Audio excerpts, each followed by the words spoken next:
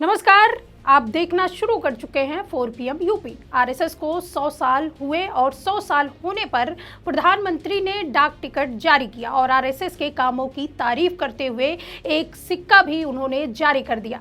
संगठन और संगठन से जुड़े हुए लोग उनके प्रचार और प्रसार में जुट गए कि 100 साल हो गए हैं, हमने क्या क्या किया और क्या क्या पाया। लेकिन आरएसएस को लेकर विवाद भी अब और छिड़ गया है और आरएसएस को बैन करने की मांग भी अब दक्षिण भारत से उठने लगी है।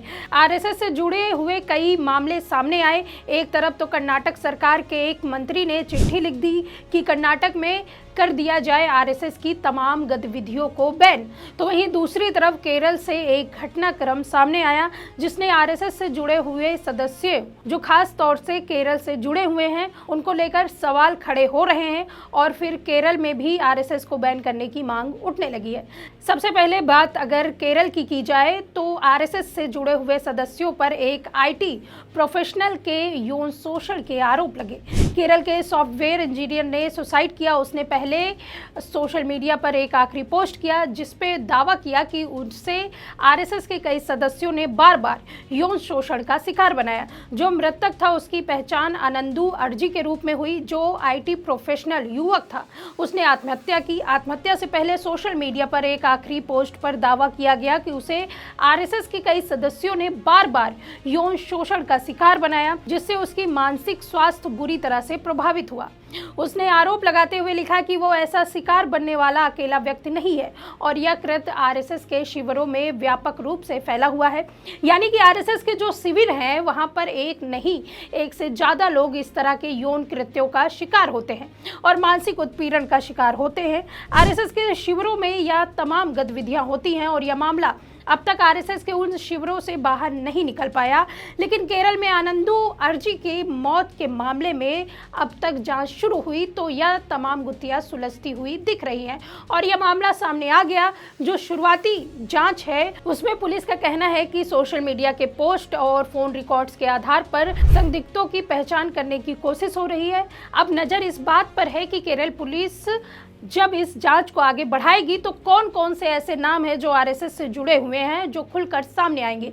युवक की पहचान जब हुई उसके बाद उसके लिखे गए सुसाइड नोट की भी अब चर्चा होने लगी है। नोट में युवक ने लिखा है कि मैं किसी से नाराज नहीं हूँ सिवाय एक व्यक्ति और एक संगठन के। वह संगठन आरएसएस है जिसमें मेरे पिता जो एक बहुत अच्छे इंसान थे उन्होंने मुझे जोड़ा था। यही वह जगह है जहां मुझे उस संगठन और उस व्यक्ति से जीवन भर का आघात सहना पड़ा। मैं एक ओसीडी मरीज हूं। मुझे यह ओसीडी इसलिए हुआ क्योंकि एक आदमी तब से लगातार मेरा यौन शोषण कर रहा था। जब मैं 3-4 साल का था वह मेरे घर के पास रहता था। उसका नाम एनएम है।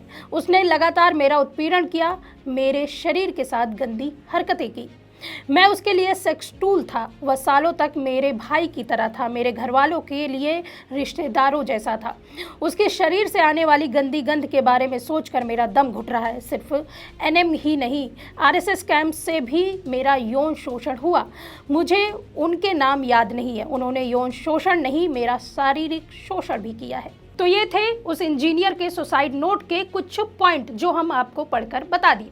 यानी आरएसएस के कैंप्स में उसके साथ यौन शोषण हुआ और यही नहीं, कोई मामूली आरोप नहीं, यह आरोप सीधे तौर पर उस संगठन के मूल संरचना और उस सत्ता के दावे पर चोट करता है जो खुद को देश का सबसे बड़ा नैतिक प्रहारी बताता है।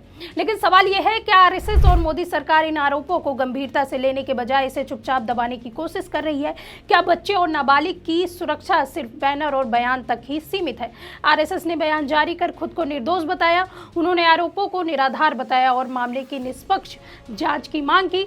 लेकिन क्या केवल निर्दोष होने का दावा ही पर्याप्त है? क्या यही तरीका है जब लाखों बच्चों और नाबालिगों के भविष्य पर खतरा मंडरा रहा हो? एक संगठन जो खुद को देशभक्ति और नैतिकता का प्रतीक मानता है, जब ऐसे गंभीर आरोपों के सामने चुप्पी साधता है तो सवाल उठाना लाजमी है। और इसी चुप्पी के बीच एक युवा का जीवन खत्म हो गया। कांग्रेस सांसद प्रियंका गांधी ने भी इस मामले पर आग बबूला होते हुए कहा कि लड़कों के साथ भी वही यौन शोषण हो रहा है जो लड़कियों के साथ होता रहा है।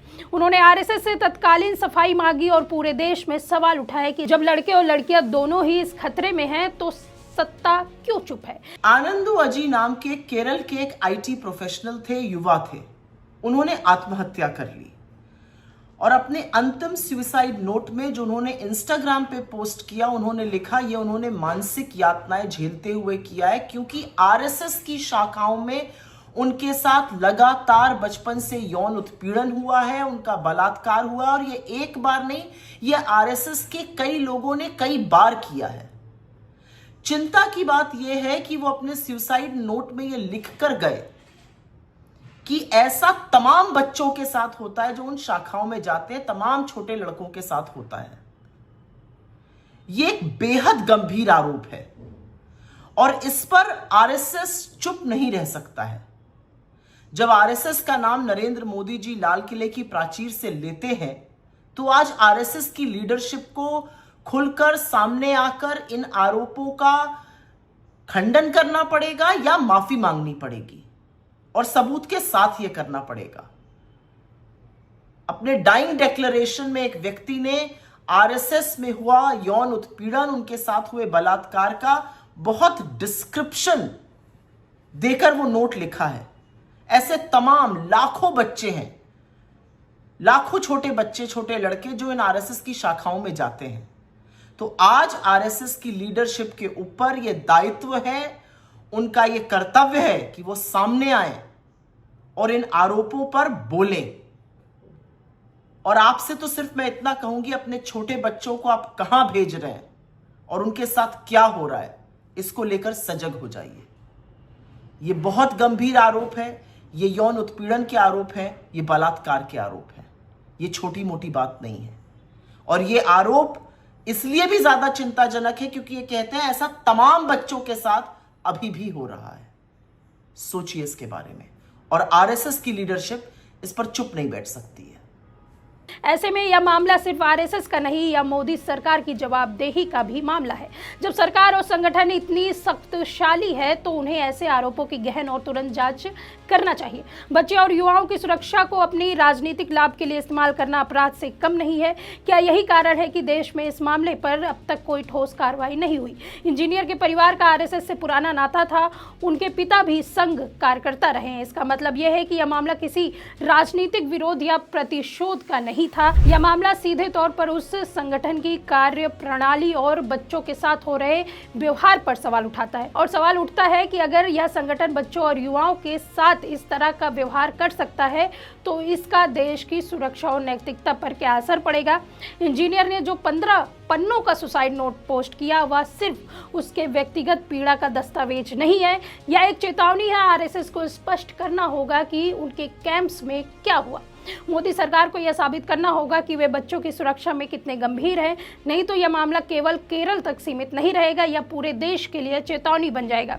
इंजीनियर की मौत दुखद और दुर्भाग्यपूर्ण है, लेकिन इससे उठने वाले सवाल बड़े और गंभीर है। आरएसएस और मोदी सरकार को देश के सामने जवाब देना होगा, क्योंकि जब बच्चों का भविष्य खतरे में हो तो चुप रहना और राजनीति करना अपराध के बराबर है। और अब देश देख रहा है, सवाल पूछ रहा है, क्या ये लोग मासूमों की सुरक्षा के लिए खड़े होंगे या सिर्फ अपने संगठन और सत्ता की रक्षा में लगे रहेंगे? देश के हर नागरिकों के लिए यह एक चेतावनी है। यदि कोई भी संगठन या सत्ता बच्चों के अधिकारों और सुरक्षा के खिलाफ खड़ी होती है तो हम चुप नहीं रह सकते। आरएसएस और मोदी सरकार, अब जवाब देने का समय आ चुका है। समय जब देश का युवा और उसके माता पिता आपके हर कदम की निगरानी कर रहे हैं, और यह निगरानी अब सिर्फ सवाल पूछने तक सीमित नहीं रहेगी। फिलहाल इस खबर में आपकी क्या राय है? कमेंट करके अपनी राय जरूर बताइए। देखते रहिए 4 PM यूपी। मैं सुष्मिता, नमस्कार।